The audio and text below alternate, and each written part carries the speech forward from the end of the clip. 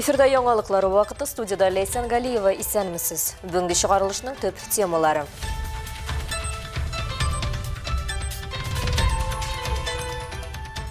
Жылы су белән юыну өчен подвалга төшәсем.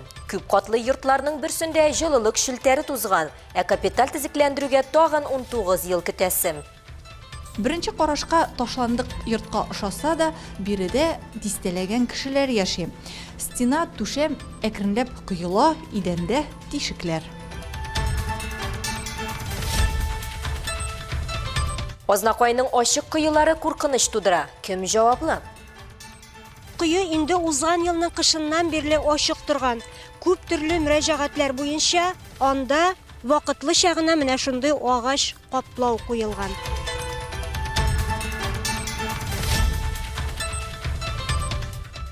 Әлмәт ветеран журналистлары заманча иҗади буынны бәяли. Жылы көздә жылы очрашу. Безнең күз алдынданың күп этаплары үтте журналистлар оешмасының. Аның кайчандыр бу матур традицияны башлаган буынның бүгенге буын аның дәвам итә.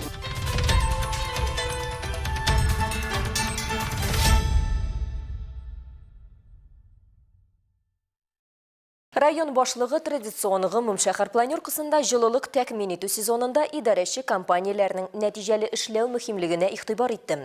Төп бурычларның берсе идарәче компанияләр һәм халык арасында аралашуны җайга салу. Тимур Нагуманов ассызыклаганча, гражданнардан килгән сорауларга оператив рәвештә җавап биреп, туган проблемаларны хәл итәргә һәм вәзгыятьне контрольдә тоту өчен урыннарга чыгарга кирәк. Тимур Нагуманов шулай ук тәүлек буена эшләү кирәклегенә басым ясады. Бу барлык хезмәтләрдән югары дәрәҗәдә әзерлек һәм уешканлык таләп итә. Район башлыгы билгеләп үткәнчә, кинәт кар яуган очракта техника һәм коммуналь хезмәтләр шундук эшкә тотына алсын өчен техника һәм юл хезмәтләре бүген үк әзер булырга тиеш. Готовность должна быть. Сезон уже все, у нас конец октября. По всем правилам у вас техника должна быть наготове.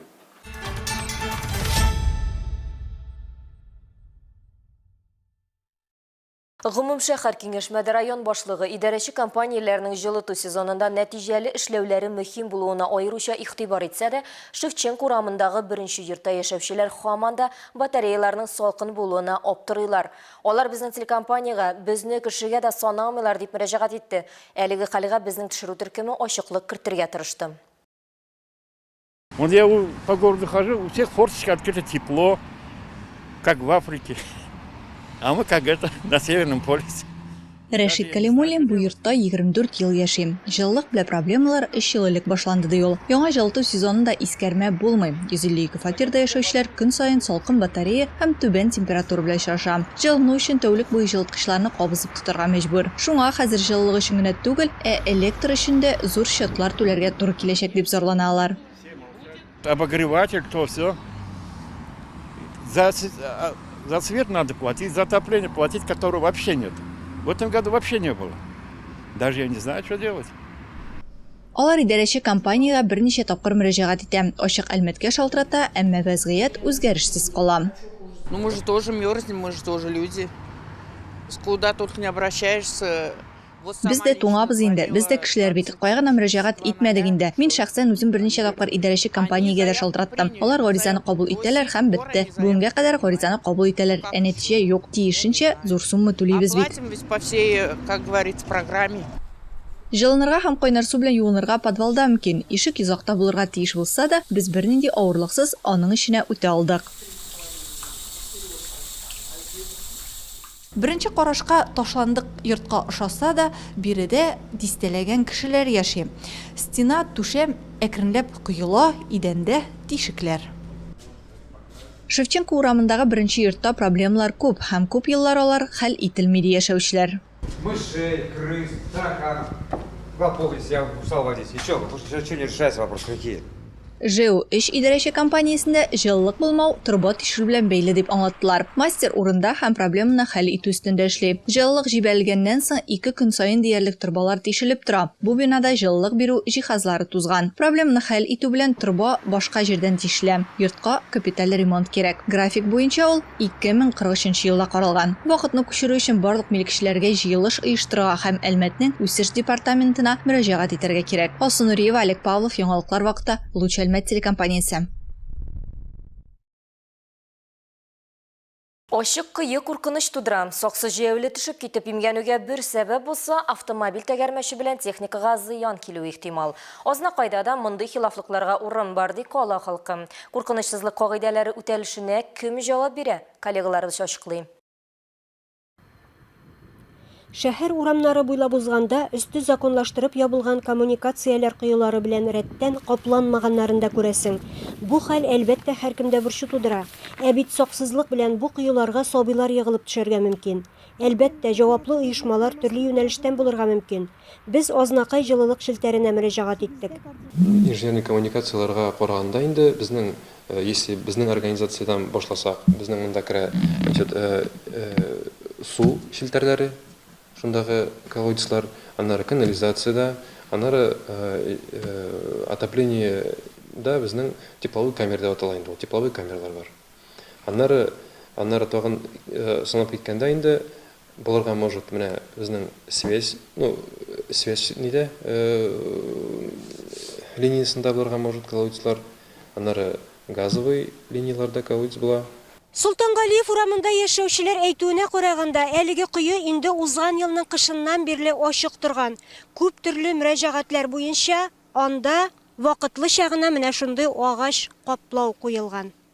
Мондый күренеш 1987 елдан бу ишек алдында яшәүче отставкадагы майор Рәшит Абыйхановны да борчый.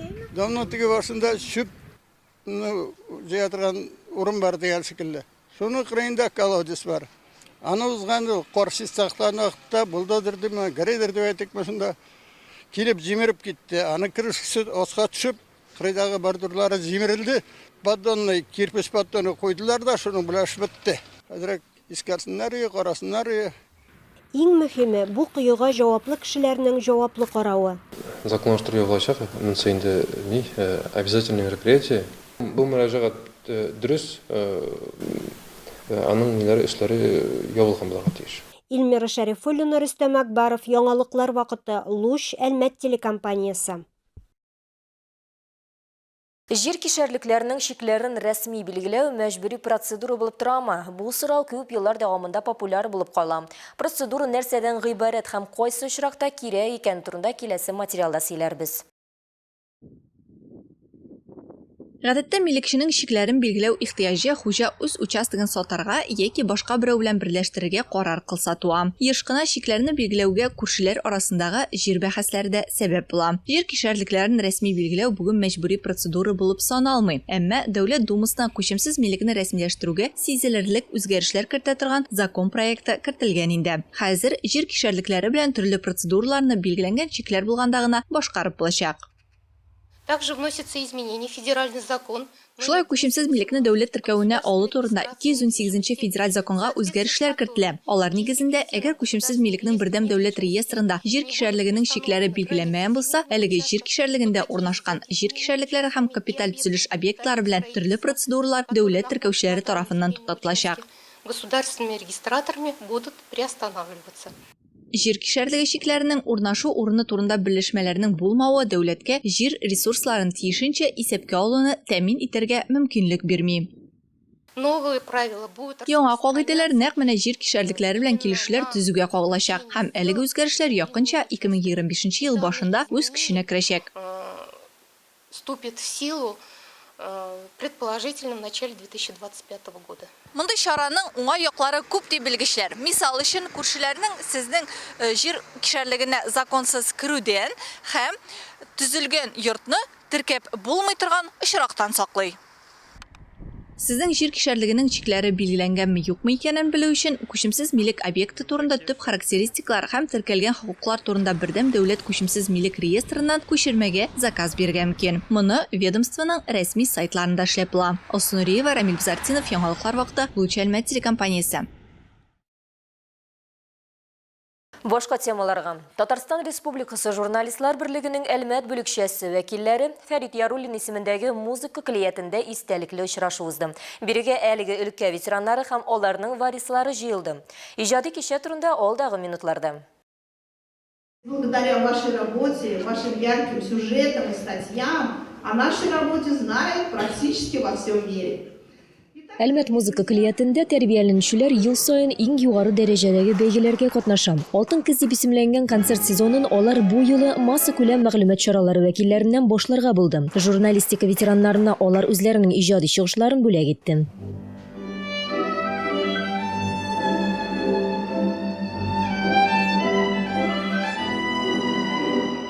Быел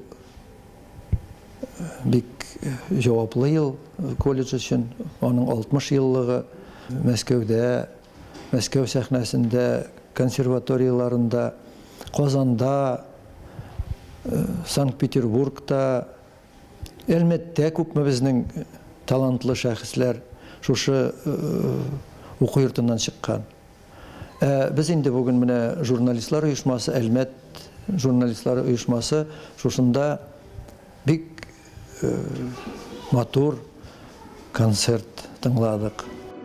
Татарстан Республикасы журналистлар берлегенең Әлмәт территориаль оешмасына 1967 елны нигез салына. Журналистлар һөнәри берлеге масса күләм мәгълүмат сафларын ныгытуга һәм журналистларның абруен арттыруга зур өлеш кертә. Актив каләм ияләре инициативасы белән төрле семинарлар һәм укулар, социологик тикшеренүләр үткәрелә. Берлектә билгеле шәхесләр генә. Шуларның берсе Фуат Мәхмүт улы Гайсин, 45 елдан артык гомерен Татарстанның нефтчеләре, оешмалары, хезмәт коллективлары турында телеочерклар, тапшырулар, актуаль репортажлар циклын булдырган журналист. Безнең күз алдымданың күп этаплары үтте журналистлар оешмасының. Аның кайчандыр бу матур традицияны башлаган буынның бүгенге буын аның дәвам итә. Менә bütün традициялар бүген дәвам итә. И менә бу журналистлар оешмасында булып, без республика күләмендә иң затлы, иң саллы оешма икәнлегебезгә бүген ул шатлык бирә, куаныч һәм көч бирә.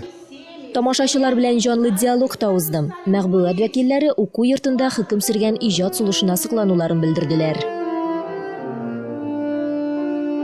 Наш концертны тыңлау миңа искиткеч күңелле булды. Гәрчә мин моңа кадәр дип әйтим, яшь чакларда татар җырларыннан башка музыканы бик аңлап бетермәсәм дә, менә бу очрашу миңа күпмелер дәрәҗәдә шын музыкага дип әйтик якынайтты. Әлмәттә, үзебезнең Әлмәттә шушындый музыка колледжы һәм музыка мәктәбе булу нәрсә дип әйтим, бик зур дәрәҗә.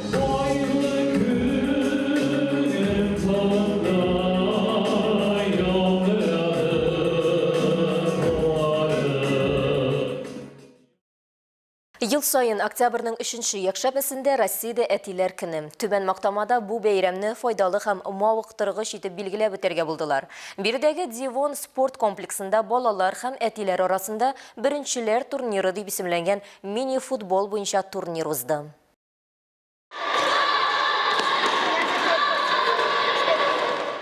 Бу гадәти булмаган футбол турниры футбол кырында 3 команда җыйды. Мондый чараны уздыру идеясын беренчеләр хәрәкәте хуплап оештыруда ярдәм итә. Тренировка процессыннан тыш спорт комплекста командаларда балаларның үзара мөнәсәбәтләренә дә зур игътибар бирелә. Нәкъ менә әтиләр кырда бердәмлек һәм хезмәттәшлек үрнәге күрсәтәчәк дип билгеләп үтә Дивон спорт комплексы директоры Илшат Гыйниятуллин.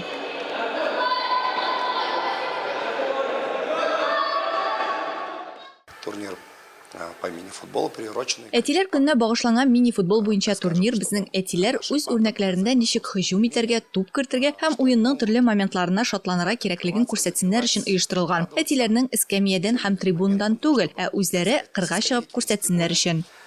Говорить и подсказывать детям, а на собственном примере показать и доказать. Әтиләр идеяны зур энтузиазм белән кабул итеп, әзерләүдә актив катнаша. Уен вакытында кертелгән һәр голга балалар сыман шатланалар. За детьми сложно угоняться все-таки. Балалар артыннан куып тотуы кыен, чөнки алар беренче ел гына шөгыльләнми бит инде. Аңа карамастан без алардан калышмаска тырышабыз. Мондый чараларның уздырылуына без бик шат. Бу команданы да балалар белән әти-әниләрне дә берләштерә. Мондый ярышлар булганда без һәрвакыт беренчеләрдән булып мондый чараларда катнашырга тырышабыз. Мы всегда самые первые стараемся участвовать в подобного рода мероприятиях.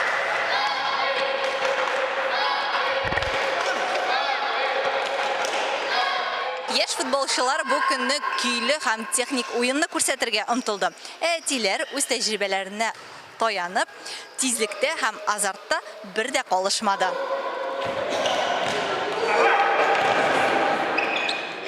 Радик Захитов турнирны уздыру идеясын ишеткәч, озак уйламыйча ризалаша. Аның өчен улына нинди яшьтә булуга карамыйча, актив һәм сәламәт булып калу зарур икән аңлату мөһим.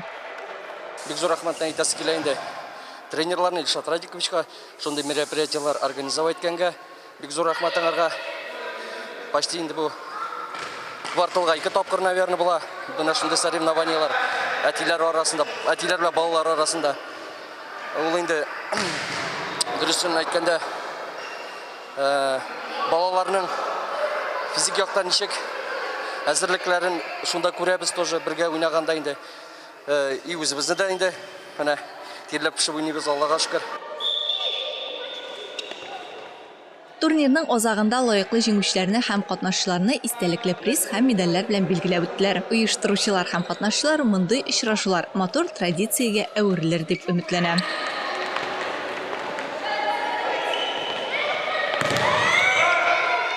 Алсу Нуриева, Рамил Бизартинов, яңалыклар вакыты, Луч Әлмәт телекомпаниясе.